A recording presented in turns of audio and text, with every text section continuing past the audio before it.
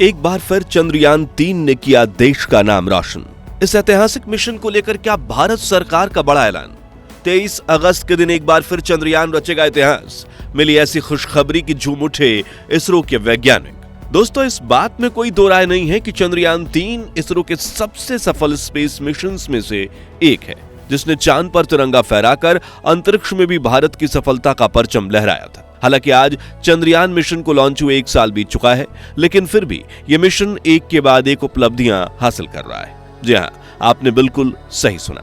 जहां एक तरफ चंद्रयान-3 का प्रपल्शन मॉड्यूल आज भी चांद की कक्षा में घूमते हुए लगातार काम कर रहा है और चंदा मामा के कई रहस्यों से पर्दा उठा रहा है, वहीं दूसरी तरफ भारत सरकार ने चंद्रयान-3 की टीम को विज्ञान का सर्वश्रेष्ठ पुरस्कार देने की घोषणा कर दी है। तो क्यों है 23 अगस्त की तारीख इतनी खास? इसरो के वैज्ञानिकों को मिलेगा कौन सा पुरस्कार और कब लॉन्च होगा चंद्रयान-4? चलिए जानते हैं इस वीडियो में। लेकिन उसके पहले अगर आपको चंद्रयान-3 पर गर्व है तो कमेंट बॉक्स में जय चंद्रयान जरूर लिखें। दोस्तों, आज से ठीक 1 साल पहले था 23 अगस्त 2023 का वो ऐतिहासिक दिन जब चंद्रयान-3 के विक्रम लैंडर ने चांद की सतह पर सेफ लैंडिंग की थी और दुनिया भर में भारत की सफलता का परचम लहरा दिया था। ये वही दिन था जब अमेरिका, चीन और रूस जैसी स्पेस सुपर पावर्स ने इसरो की ताकत की झलक देखी थी। ये वही दिन था जब भारत ने दुनिया को एहसास दिलाया था कि स्पेस मिशंस के लिए अरबों रुपए खर्च करने के लिए जरूरी नहीं, बल्कि जुनून और हौसले और चाहत की जरूरत है। और यही वो दिन था जब इसरो ने चंद्रयान-2 की असफलता के बाद ऐसा धमाकेदार कमबैक किया था कि पूरी दुनिया के वैज्ञानिकों के पैरों तले जमीन खिसक गई थी। ऐसे में भारत सरकार ने 23 अगस्त की तारीख को राष्ट्रीय अंतरिक्ष दिवस यानी नेशनल स्पेस डे घोषित कर दिया था।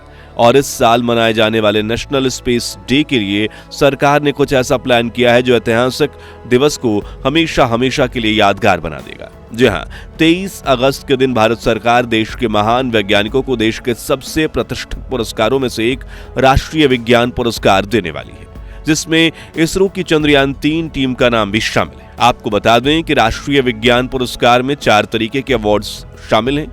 आजीवन उपलब्धि के लिए विज्ञान रत्न, सभी उम्र के वैज्ञानिकों के लिए विज्ञान श्री, 45 वर्ष से कम उम्र के वैज्ञानिकों के लिए विज्ञान युवा और सहयोगात्मक शोध कार्य के लिए विज्ञान टीम। और इस बार के अवार्ड विनर्स की बात करें तो सबसे पहले मलेरिया पैरासाइट यानी परजीवी पर अपने काम के लिए प्रसिद्ध 86 वर्षीय मिस्टर जी पद्मनाभन को विज्ञान रत्न से सम्मानित किया जाएगा, जिन्हें पहले भी देश के 2 सबसे सम्मानित पुरस्कार पद्मश्री और पद्म भूषण से सम्मानित किया जा चुका है। वहीं इसरो की चंद्रयान टीम को, जिन्होंने सालों से मेहनत के बाद चंद्रयान-3 मिशन को सफल बनाया था, उन्हें विज्ञान टीम अवार्ड से सम्मानित किया जाएगा। इसके अलावा विज्ञान युवा पुरस्कार के लिए जिन वैज्ञानिकों को चुना गया उनमें पुणे के नेशनल इंस्टीट्यूट ऑफ वायरोलॉजी की वरिष्ठ वैज्ञानिक प्रज्ञा यादव भी शामिल हैं, जो कोविड-19 महामारी के खिलाफ लड़ाई में प्रमुख लोगों में से एक थी, जिन्होंने भारत बायोटेक के साथ मिलकर कोविड-19 के लिए कोवैक्सीन विकसित करने वाली टीम का नेतृत्व भी किया था। कुल मिलाकर यह इसरो के वैज्ञानिकों के लिए काफी बड़ी खुशखबरी है, क्योंकि पिछले साल चंद्रयान-3 की सफल लैंडिंग के बाद वैज्ञानिकों ने जिन ऐतिहासिक पलों का दीदार किया था, आज उस दिन विज्ञान टीम अवार्ड पाकर इसरो की टीम उन पलों को दोबारा जिएगी और उन्हें चंद्रयान-4 को और बेहतर बनाने की प्रेरणा भी मिलेगी। लेकिन चंद्रयान-4 मिशन में ऐसी तो कौन सी खासियत होने वाली है जिसने अमेरिका और चीन के पसीने छुड़वा दिए हैं, और इसरो इस मिशन को कब लॉन्च करेगी, आइए जानते हैं। दोस्तों, इसरो चंद्रयान-4 को बड़ी पैमाने पर तैयार कर रहे हैं और इसरो इस मिशन के साथ एक ऐसा कारनामा करने वाले हैं जो सफल हो गया तो भारत के लिए अंतरिक्ष में इंटरनेशनल स्पेस स्टेशन जैसा अपना खुद का इंडियन स्पेस स्टेशन बनाने के दरवाजे खुल जाएंगे, जिसे लेकर हाल ही में इसरो चीफ एस सोमनाथ ने बताया कि चंद्रयान-4 का वजन काफी ज्यादा है, क्योंकि इसमें हमने कई एडवांस इक्विपमेंट लगाए हैं जो चांद पर पानी से लेकर ऑक्सीजन और हाइड्रोजन की मौजूदगी के बारे में पता लगा लेगा। साथ ही चंद्रयान पर चांद की एनिमल मौजूदगी जैसे मुद्दे पर हमेशा वैज्ञानिकों की बहस छिड़ जाती है, उस रहस्य से भी पर्दा उठेगा। लेकिन हाँ दोस्तों, यहाँ दिक्कत यह है कि ज्यादा वजन की वजह से भारत का सबसे पावरफुल रॉकेट भी इसे एक हिस्से में लॉन्च नहीं कर पाएगा। ऐसे में हम इस स्पेसक्राफ्ट को 2 अलग अलग हिस्सों में भेज रहे हैं। आसान शब्दों में इसरो के वैज्ञानिक चंद्रयान-4 के 2 अलग अलग हिस्सों को तैयार कर रहे हैं, जिन्हें एक ही समय पर 2 अलग अलग रॉकेट्स के जरिए पृथ्वी से अंतरिक्ष की तरफ लॉन्च किया जाएगा। जो चंद्रयान 4 के लिए बड़ा ही चैलेंजिंग होना है और दोनों हिस्सों को पृथ्वी की समान कक्षा में स्थापित करेंगे, जिसके बाद ये दोनों ही हिस्से चंद्रमा की तरफ अपने सफर पर निकल जाएंगे और चंद्रमा की तरफ जाते हुए रास्ते में ही चंद्रयान 4 दोनों हिस्सों का स्पेस में जोड़ा जाएगा।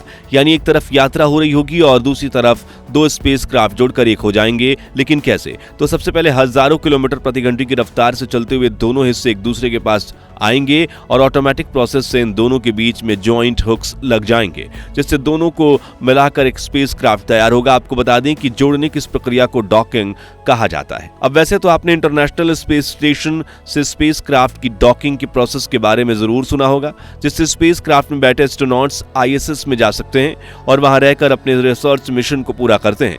लेकिन ये शायद पहली बार होगा जब किसी स्पेसक्राफ्ट को 2 टुकड़ों में लॉन्च करके अंतरिक्ष में असेंबल किया जाएगा, वो भी हजारों किलोमीटर प्रति घंटे की रफ्तार में। यानी यह कारनामा खुद को अंतरिक्ष महाशक्ति कहने वाले अमेरिका, चीन और रूस जैसे देश भी नहीं कर पाए हैं। इसरो इस महत्वाकांक्षी कदम को उठाकर एक नया रिकॉर्ड बनाने वाला है, जिसके बाद चंद्रयान 4 अपने पुराने साथी चंद्रयान 3 की राह पर चलते हुए चांद की कक्षा में पहुंचेगा और चंद्रयान 3 के विक्रम लैंडर और प्रज्ञान रोवर के पास ही लैंड करेगा। चांद का ये हिस्सा शिव शक्ति पॉइंट के नाम से जाना जाता है, लेकिन यहाँ एक दिलचस्प बात यह है कि चंद्रयान 4 पर रिसर्च करके वहीं बंद नहीं होगा, बल्कि इसमें एक पावरफुल रोबोटिक आर्म लगाया गया जो चंद्रमा पर लैंडिंग करते ही वहां गड्ढा खोदेगा और सैंपल कलेक्ट करके एक कैप्सूल में भर देगा, जिसके बाद विक्रम लैंडर एक बार फिर टेक ऑफ करके चंद्रमा की कक्षा में वापस जाएगा, जहां प्रोपल्शन यूनिट के साथ एक बार फिर से डॉकिंग होगी और वो चंद्रमा से पृथ्वी का सफर शुरू करेगा। कुछ दिनों बाद चंद्रयान 4 एक बार फिर से पृथ्वी की कक्षा में एंट्री लेगा, जहां से री एंट्री मॉड्यूल स्पेसक्राफ्ट से अलग हो जाएगा और सैंपल के साथ पृथ्वी पर सुरक्षित लैंडिंग करेगा। हालांकि ये अपने आप में एक बहुत ही पेचीदा प्रक्रिया है, लेकिन ये सारा मिशन जो है बेहद रोमांचकारी लगता है और हमें पूरी उम्मीद है कि इसरो हमेशा की तरह भारतीयों की उम्मीदों पर खरा उतरेगा, अंतरिक्ष में एक बार फिर कामयाबी के नए झंडे गाड़ेगा। हालांकि इसके लिए हमें 2 साल इंतजार करने की जरूरत है, क्योंकि चंद्रयान 4 को 2026 में लॉन्च किया जाएगा, जिसके पहले इसरो अपने 2 माइंड ब्लोइंग प्रोजेक्ट्स को पूरा कर रही है, जिसमें पहला है गगनयान, जो एक ऐसा स्वदेशी स्पेसक्राफ्ट है जिसमें 3 एस्ट्रोनॉट सवार होकर अंतरिक्ष में जाएंगे और वहां 3 दिनों तक पृथ्वी की कक्षा में घूमते हुए रिसर्च मिशन परफॉर्म करेंगे, फिर धरती की तरफ बढ़ते हुए बंगाल की खाड़ी में लैंडिंग करेंगे। यह पहली बार होगा जब भारत स्वदेशी स्पेसक्राफ्ट में अपने एस्ट्रोनॉट को बिठाकर अंतरिक्ष में भेजेगा, क्योंकि 40 साल पहले भारतीय मूल के एस्ट्रोनॉट राकेश शर्मा रूस के स्पेसक्राफ्ट में बैठकर अंतरिक्ष गए थे। गगन के क्रू मेंबर्स की बात करें तो इसमें group captain Prashant Balakrishna, group captain Ajit Krishnan, group captain Angad Pratap और विंग कमांडर शुभांशु शुक्ला का नाम शामिल है, जिनकी ट्रेनिंग शुरू हो चुकी है और यह मिशन 2025 में लॉन्च होगा। दूसरा प्रोजेक्ट है पुष्पक, जो कि एक RLV यानी रियूजेबल लॉन्च व्हीकल है और इसका तीसरा सफल परीक्षण कुछ दिनों पहले ही किया गया है। लेकिन आपके दिमाग में यह सवाल जरूर उठ रहा होगा कि आखिर पुष्पक किस काम आएगा।